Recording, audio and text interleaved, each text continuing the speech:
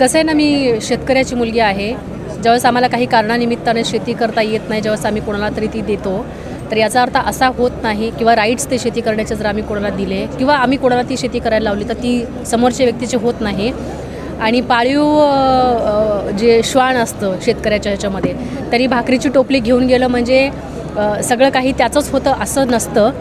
आणि कसं आहे की महासत्ता जी स्वतःला म्हणते किंवा महासत्ता पिपासू जे म्हणतात, तर ह्या मंडळींनी स्वतःच्या जी काय म्हणतो आपण सत्ता पॉवर त्याचा दुरुपयोग करून हे एकनाथ शिंदे यांना फोडणं असेल किंवा आमदार पळवणं असेल, ह्या सगळ्या गोष्टी केलेल्या आहेत.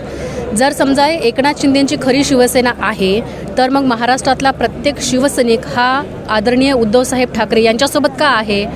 जर तुम्ही मातोश्रीच्या आणि जेव्हाही किंवा पत्रकार परिषद होतात किंवा जेव्हाही कुठल्या सभा होतात त्यावेळेस आपण लाखो करोडची जी हे बघता गर्दी बघता, तर त्या जो गर्दी असतो किंवा तो जो जनसमुदाय असतो शिवसैनिकांचा, तर मग तो एकनाथ शिंदेच्या मागे का नसतो? शासन आपल्या दारीच्या वेळेला सुद्धा त्यांच्या खुर्च्या रिकाम्या असतात, तर शिवसैनिक त्यांच्यासोबत नाही आहे. शिवसैनिक हा ठाकरे यांच्यासोबत आहे, म्हणजेच शिवसेना ही ठाकरेंचीच आहे.